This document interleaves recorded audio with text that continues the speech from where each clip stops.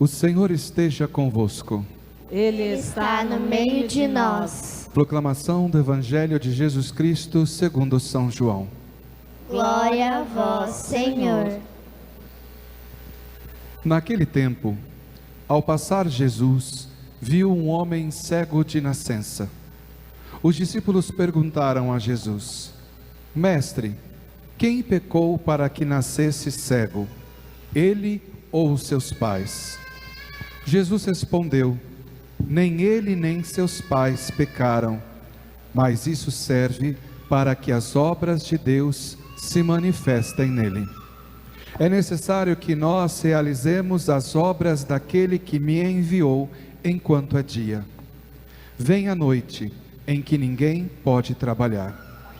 Enquanto estou no mundo, eu sou a luz do mundo. Dito isto, Jesus cuspiu no chão, fez lama com a saliva e colocou sobre os olhos do cego.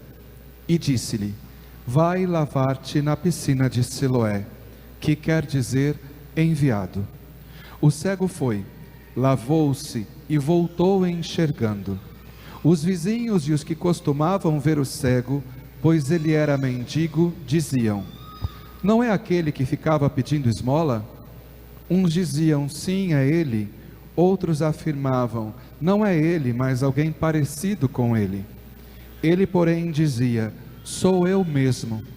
Então lhe perguntaram: Como é que se abriram os teus olhos?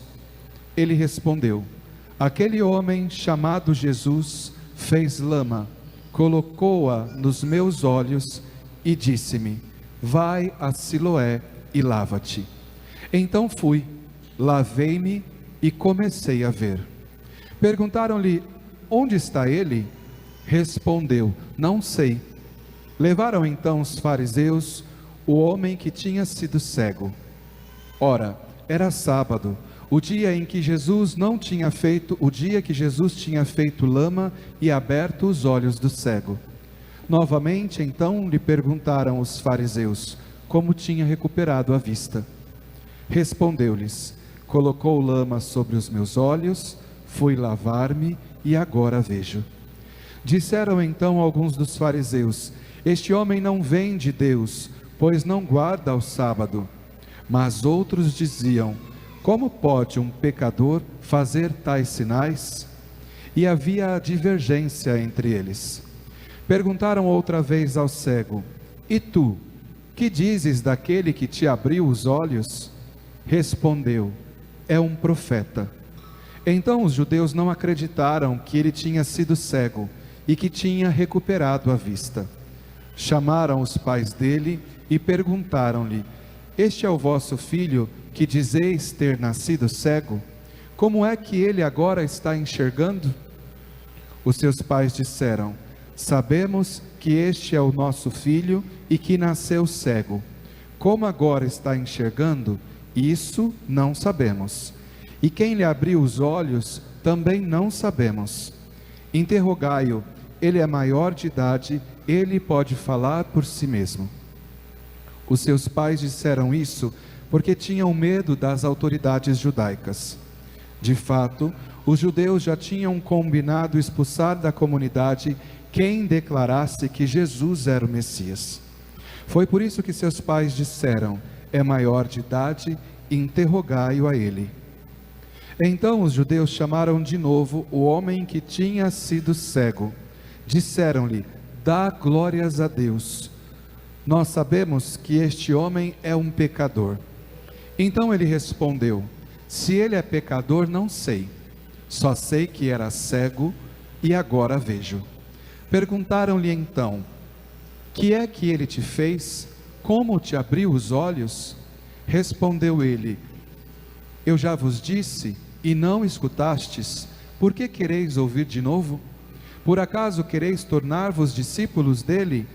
Então insultaram-no, dizendo: Tu sim és discípulo dele. Nós somos discípulos de Moisés. Nós sabemos que Deus falou a Moisés, mas esse não sabemos de onde é. Respondeu-lhe o homem: Espantoso, vós não sabeis de onde ele é? No entanto, ele abriu os meus olhos. Sabemos que Deus não escuta os pecadores, mas escuta aquele que é piedoso e que faz a sua vontade. Jamais se ouviu dizer que alguém tenha aberto os olhos a um cego de nascença. Se este homem não viesse de Deus, não poderia fazer nada. Os fariseus disseram-lhe: Tu nascestes todo em pecado e está nos ensinando? E expulsaram-no da comunidade. Jesus soube que o tinham expulsado. Encontrando-o, perguntou-lhe: Acreditas no Filho do Homem? Respondeu ele: Quem é, Senhor, para que eu creia nele? Jesus disse: Tu está vendo, é aquele que está falando contigo. Exclamou ele: Eu creio, Senhor. E prostrou-se diante de Jesus. Então Jesus disse: Eu vim a este mundo para exercer um julgamento, a fim de que os que não veem, vejam, e os que veem se tornem cegos. Alguns fariseus que estavam com ele ouviram isto e lhe disseram: Porventura também nós somos cegos? Respondeu-lhe Jesus: Se fosseis cegos, não teríeis culpa, mas como dizeis, nós vemos, o vosso pecado permanece. Palavra da salvação. Glória a vós, Senhor. Que as palavras do Santo Evangelho perdoem os nossos pecados. Amém. Ave Maria, cheia de graça, o Senhor é convosco. Bendita sois vós entre as mulheres, bendito é o fruto do vosso ventre, Jesus. Santa Maria, Mãe de Deus, rogai por nós, pecadores, agora e na hora de nossa morte. Amém. Queridos irmãos e irmãs, como dizia no início da Santa Missa, hoje começamos a experimentar da alegria. E que belo quando nós olhamos para o Salmo de hoje, que ele vai dizer: O Senhor é o pastor que me conduz, não me falta coisa alguma. Isso nos faz entender que mesmo tendo dificuldades, mesmo nesta caminhada de deserto, que muitas vezes o sol quase que nos faz desfalecer, nós temos um pastor que nos conduz e que não vai permitir que nos falte aquilo que é necessário para concluirmos essa jornada, ou seja, para chegarmos no ponto mais alto da nossa vida, aonde nós não só contemplaremos a glória de Deus por um instante, mas contemplaremos a glória de Deus por toda a eternidade. Quando nós olhamos para a liturgia de hoje, juntamente com esta alegria, o sinal mais característico que nós temos aqui é a luz de Deus. É a luz, e o próprio Cristo é quem diz: Eu sou a luz do mundo. E essa luz vem para dissipar toda a treva, toda a escuridão. Todos nós, no nosso batismo, recebemos uma velinha, recebendo e acolhendo de Deus esta luz, essa luz que representa também a chama da fé, ou seja, é esse abrir-se para uma vida nova. Hoje neste evangelho que nós ouvimos, um evangelho bem longo, né? O padre poderia ter lido aqui o breve, mas por que o longo? Porque muitas vezes nós acabamos que não temos tempo de visitar a nossa Bíblia, de irmos ao encontro dos textos, e é importante para nós termos a compreensão de todo este caminho, um caminho ao qual todos nós somos chamados a viver. Aqui nós nos deparamos com um cego de nascença. Santo Agostinho, ele vai dizer que todos nós somos cegos, nascemos cegos por conta do pecado original. Todos nós nascemos na escuridão, nas trevas. Precisamos da luz de Cristo para passar a enxergar. Agora, meus irmãos, que belo é poder experimentar dessa luz que dissipa a escuridão. E qual escuridão dissipa? Qual treva dissipa? A primeira treva que o Senhor dissipa é da ignorância. A ignorância que muitas vezes nasce dos nossos pecados. Vivemos tão cheios de pecados e somos ignorantes, ignoramos a graça de Deus, mas também que nasce do simples fato de não conhecermos, de não o experimentarmos, de não termos um momento de intimidade com Deus. Por isso que os santos, eles nos ensinam tanto. O próprio Santo Agostinho, ele vai dizer: tarde eu te amei, beleza antiga e tão nova. Ou seja, precisou de tanto tempo para que ele percebesse que ele estava cego, que ele precisava enxergar, que os seus olhos precisavam ser abertos. E não é só ele, os outros santos também. Quando nós olhamos, por exemplo, uma Santa Teresa. Santa Teresa era mulher de igreja, talvez como todos nós aqui.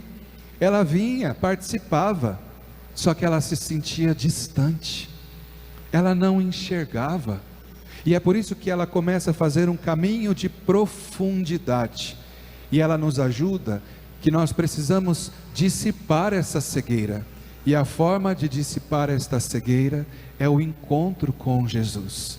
E ela faz isso como? Através da oração. Ela que se sentia vazia e perdida, mesmo fazendo um caminho próximo de igreja, sentia a necessidade de algo mais profundo.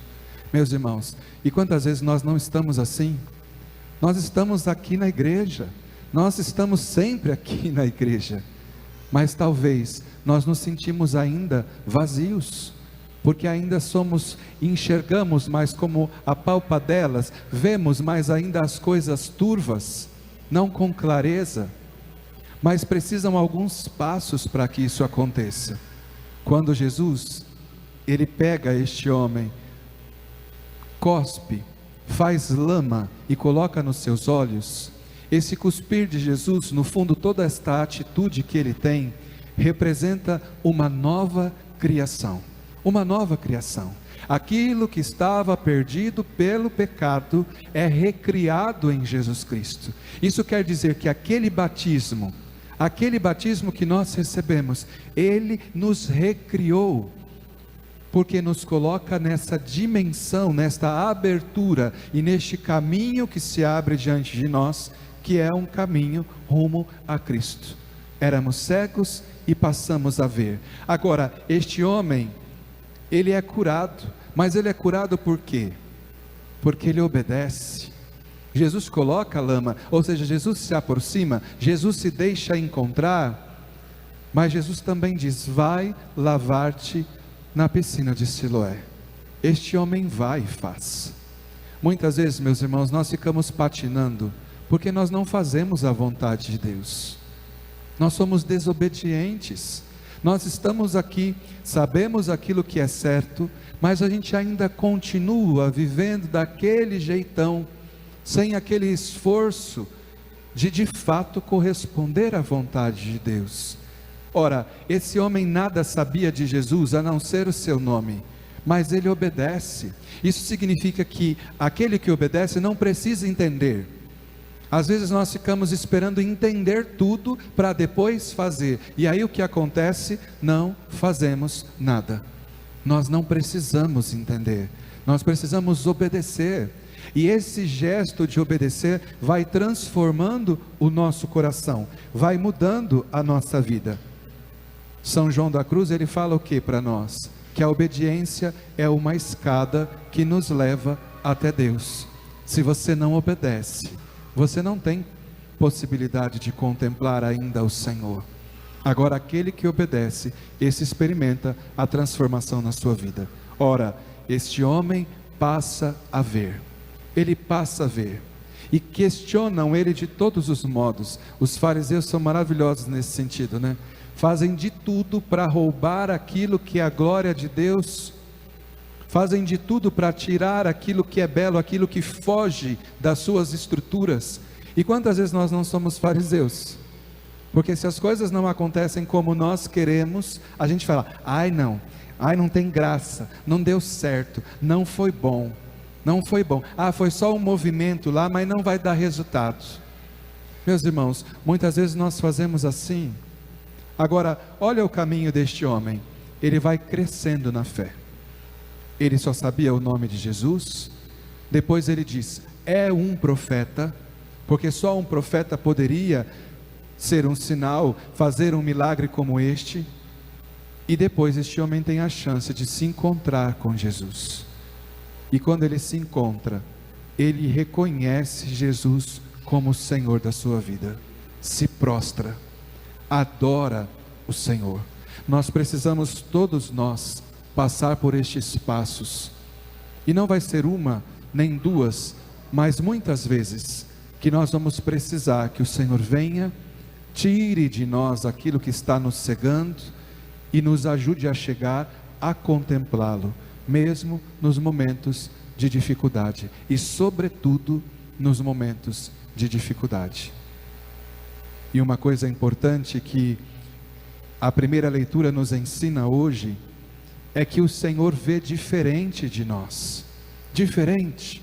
Nós valorizamos coisas secundárias. O Senhor manda o profeta lá para escolher aquele que seria o futuro rei, para ungir. E quando ele chega, o que ele procura? O mais forte, aquele que tem a aparência mais bela, aquele que, e nós muitas vezes fazemos assim, procuramos aquilo que é mais bonito, aquilo que é mais belo, aquilo que responde às coisas segundo a nossa forma de pensar. Mas o que o Senhor nos ensina? Não olhar para a aparência, mas ver o coração. E que belo é isso, porque muitas vezes, meus irmãos, nós olhamos para nós mesmos, e somos nós que impedimos com que a graça de Deus se manifeste em nós, porque nós olhamos para nós e dizemos: não é possível, Ele não pode, na minha vida, por quê? Muitas vezes olhamos para os outros e impedimos que a graça de Deus se manifeste no outro, porque nós não o vemos. Precisamos aprender a ver como Jesus quer nos ensinar. Ele olha o coração. Enquanto os homens diziam: esse homem é cego por culpa dele ou por culpa do pecado dos pais? E Jesus diz assim: para que se manifeste a glória de Deus. Meus irmãos, isso é tão belo, porque nos ajuda a entender que qualquer dificuldade da nossa vida, não existe um porquê isso. Por que isso? Por que aquilo? Eu sou pior que os outros, só comigo acontece. E o outro parece que sempre progride, eu sempre volto para trás. E quantas comparações não nascem disso? E aí o Senhor vem dizer: isso acontece para que se manifeste a glória de Deus. Então para de lutar com as situações, viva, simplesmente viva, e contemple depois aquilo que o Senhor realizou, porque Ele opera não obstante as situações.